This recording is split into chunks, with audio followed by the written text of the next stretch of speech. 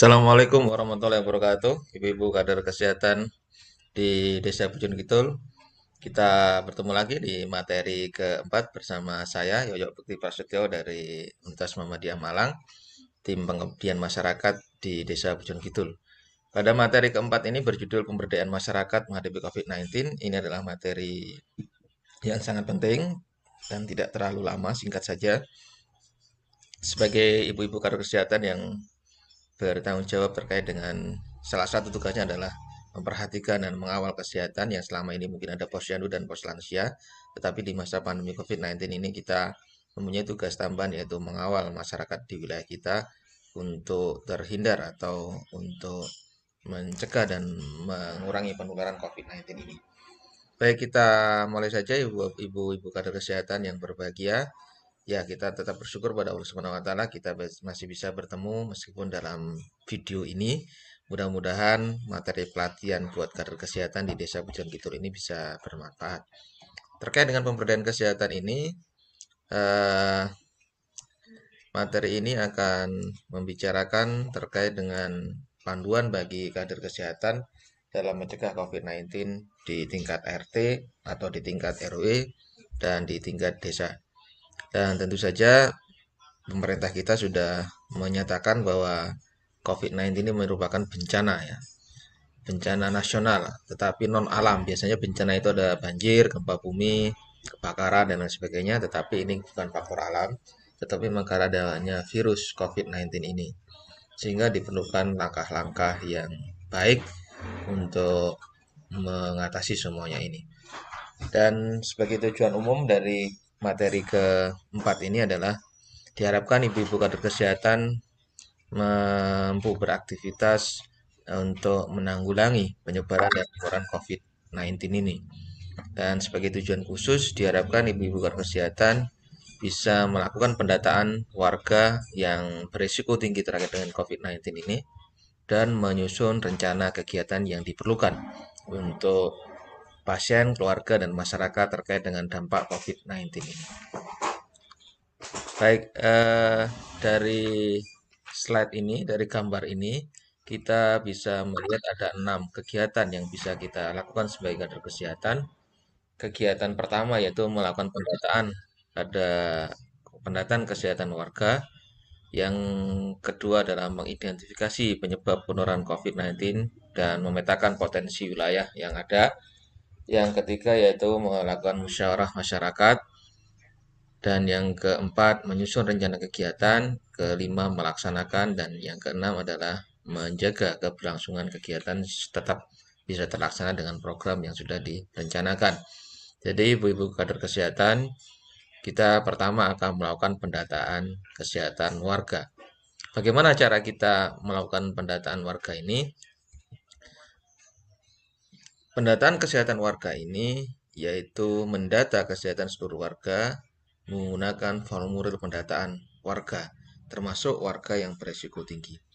Jadi misalkan kita ruang lingkup kerja kita atau tanggung jawab kita ada di satu RT atau satu RW, itu maka kita diharapkan memantau kesehatan warga RT atau warga RW itu.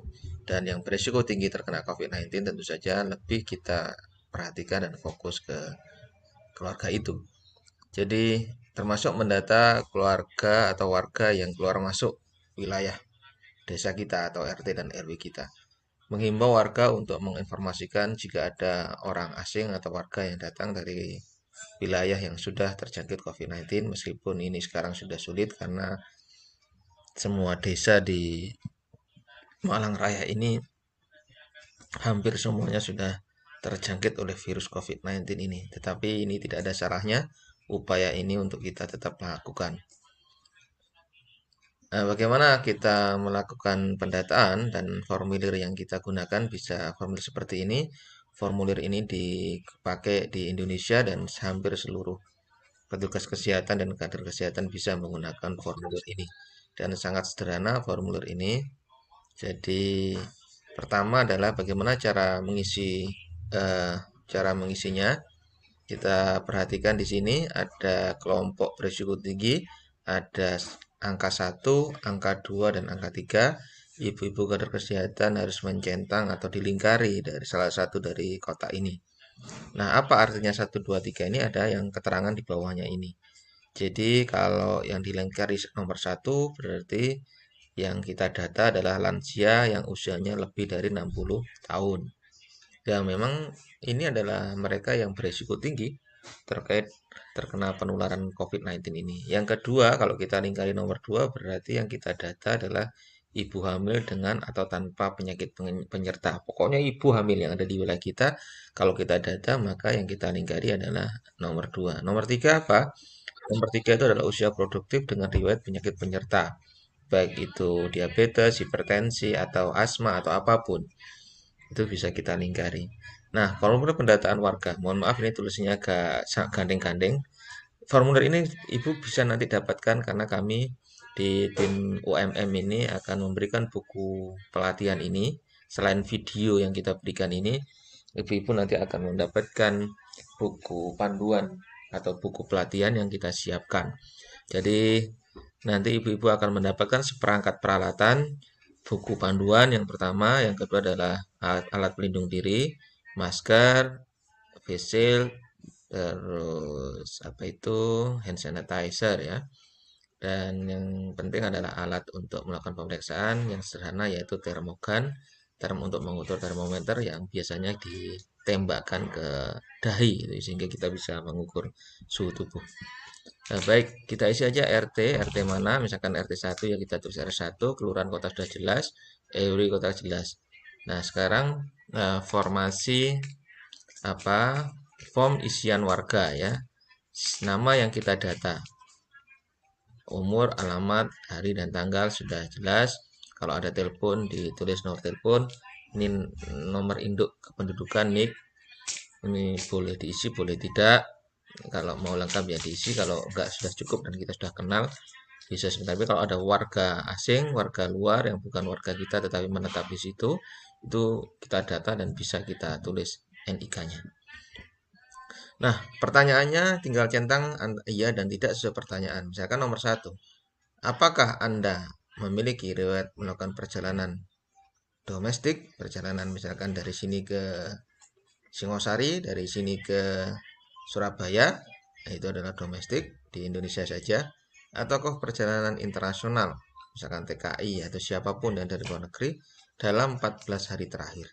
Ini data yang sangat penting karena masa inkubasi penyakit COVID-19 ini adalah 14 hari sehingga kita harus cari informasi ini apakah ada perjalanan ke dalam negeri maupun luar negeri selama 14 hari sebelumnya.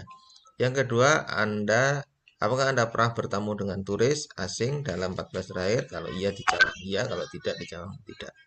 Begitu seterusnya ibu-ibu. Apa yang harus kita isi? Misalkan nomor 9 ini banyak pilihan. Apakah Anda memiliki riwayat penyakit sebagai berikut? Diabetes mellitus, kencing manis. Kalau iya, kita jawab iya. Hipertensi, kalau tidak, kita jawab tidak. Jantung, kalau enggak, kita jawab tidak. Kalau lain-lain ini bisa dituliskan. Apakah saat ini Anda sedang hamil? Nah, ini penting juga. Kalau lansia, jelas lansia, berarti ini bisa tidak, nggak usah ditanyakan, misalkan. Tapi kalau yang lain-lain bisa ditanyakan. Warga, tanda tangan, dan ibu sebagai kader kesehatan juga tanda tangan di sini. Inilah format yang sederhana yang bisa kita lakukan sebagai pendataan dan kita bisa mengumpulkan data ini di lingkungan kita. Terus data ini untuk siapa ya? Untuk kita sebagai petugas kesehatan, kader kesehatan yang bisa kita koordinasikan nanti dengan Pak Kepala Desa dan perangkat yang lainnya dalam bentuk musyawarah nanti. Berikutnya adalah cara kemungkinan faktor penyebab penularan COVID-19. Lihat saja ini faktor perilaku. Tidak melakukan perilaku hidup bersih dan sehat. Di materi yang sebelumnya kita sudah memberikan bagaimana perilaku hidup bersih dan sehat itu. Jadi ibu-ibu analisa saja kira-kira dari mana dia tertular COVID-19. Apakah tidak melakukan poin A ini. Atau yang non perilaku. Misalkan lingkungan pendataan potensi SDM dan secara. Nah, ini termasuk potensi wilayah ya. Apa yang kita miliki yang nanti bisa meringankan kita di dalam mengatasi COVID-19 ini. Misalkan di Desa Pujon Kidul ini saya melihat ada wilayah yang di atas itu apa namanya yang bagus sekali yang bambu-bambu itu sudah disediakan rumah singgah atau rumah isolasi yang disediakan oleh desa. Cuma nanti bisa kita berdayakan kalau memang ada kasus, diberdayakan, dibikin yang nyaman rumahnya, yang tidak membuat orang stres tetapi membuat orang taat dan patuh selama 14 hari diisolasi. Yang berikutnya, ibu-ibu kader kesehatan yang kami muliakan adalah melakukan musyawarah masyarakat. Apa yang dibahas? Yang dibahas adalah data yang sudah kita lakukan pendataan. Ada hal-hal yang perlu kita bicarakan, sosialisasi hasil pendataan, kemungkinan faktor-faktor penyebab penularan itu dibahas di dalam musyawarah.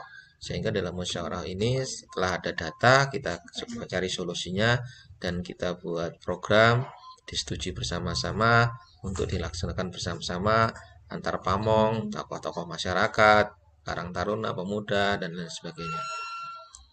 Merencanakan kegiatan, menyusun kegiatan apa saja, misalkan menyampaikan informasi lagi terkait dengan COVID-19 di tingkat RT RW, ada timnya yang menyampaikan, mengedukasi tentang cara-cara pencegahan, edukasi cara cuci tangan yang benar.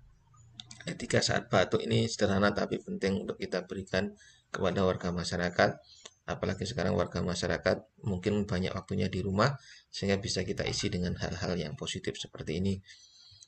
Apa sarana edukasi yang disiapkan? Misalkan pengeras suara, toa, atau grup WhatsApp itu boleh digunakan ya. Jadwal pelaksanaan, sasaran kegiatan, rencana anggaran, tanggung jawab, formulir rencana kegiatan. Yang mungkin dibutuhkan pembiayaan terkait dengan kegiatan ini bisa dimusyawarahkan dengan Bapak Kepala Desa menggunakan dana yang dimiliki oleh desa atau dana-dana yang didapatkan dari pihak luar. Kalau dari UMM yang kami bisa ya memberikan pendidikan, pengetahuan seperti ini, memberikan alat-alat ya yang diperlukan yang sangat sederhana yang nanti bisa dimanfaatkan seluas-luasnya buat kader kesehatan dan keluarga dan yang lainnya. Menyusun rencana kegiatan. Nah, kira-kira kolomnya sederhana seperti ini, ada nomor, tanggal, misalkan tanggal berapa di bulan Agustus ini, sosialisasi kegiatan di wilayah mana, sasarannya warga RT berapa, misalkan begitu, materi yang diperlukan apa. Nah, terkait dengan materi ini nanti bisa menghubungi saya kalau ada kesulitan. Kami yang di UMM siap untuk menyampaikan atau memberikan materi yang diperlukan lewat email atau lewat WhatsApp itu bisa kita berikan. Termasuk buku panduan yang akan kita berikan itu bisa menjadi materi. Salurannya bisa menggunakan pengeras suara, anggarannya berapa ditulis untuk petugas misalkan, untuk uang lelah transportasi dan untuk memberikan untuk apa saja yang diperlukan. Pelaksananya siapa? Ini ini program yang bisa kita kerjakan di forum musyawarah. Selain menjelaskan data, mencari solusi dan ditulis seperti ini, sederhana seperti ini, rencana kegiatan dan rencana ini kita sepakati bersama-sama untuk dilaksanakan bersama-sama. Nah, baik, setelah perencanaan selesai, maka kita akan melaporkan melaksanakan kegiatan. Ini ketutupan tulisannya. Nah, dilaksanakan sesuai jadwal yang telah direncanakan di forum musyawarah dan kegiatan ini dicatat dan dilaporkan menggunakan format laporan seperti ini. Laporannya juga sederhana, kegiatan dilaksanakan, formulir laporan kegiatan di RT berapa, ini jelas, RW jelas, nomor 1, tanggal sekian, kegiatannya apa, misalkan edukasi terkait dengan cuci tangan dan menggunakan alat pelindung diri yang benar, hasilnya seperti apa, misalkan sosialisasi diikuti oleh ibu-ibu yang berapa orang, 10 orang, 5 orang, itu dicatat saja eh, keterangannya ibu-ibu misalkan di RT berapa itu dicatat saja. Pelaksananya ibu kader kesehatan boleh siapapun mengetahui ketua RT. Kalau hal sederhana ini dilakukan dengan rutin, dengan baik dan menjadi tradisi di Desa Bojon Kidul, itu menjadi harapan kita semua. Ini adalah hal yang luar biasa yang bisa kita mulai. Ya, untuk kelangsungan kegiatan tentu saja karena ini kegiatan bersama-sama di desa, RT, RW desa dan ada tokoh masyarakat, perangkat termasuk ibu dosen sama-sama menjamin kegiatan ini supaya ini menjadi budaya, menjadi tradisi dan menjadi SOP lah kira-kira begitu sehingga desa Bojon Kidul menjadi desa yang tangguh terkait dengan pencegahan dan pengendalian COVID-19 ini. Terima kasih ibu-ibu atas perhatiannya. Itulah materi yang keempat. Kita masih ada satu materi lagi. Materi yang terakhir adalah terkait dengan bagaimana kita menyikapi COVID-19 ini dari tinjauan sisi agama. Mohon maaf bila ada kesalahan. Mudah-mudahan video ini bermanfaat. Dan terima kasih atas perhatiannya. Assalamualaikum warahmatullahi wabarakatuh.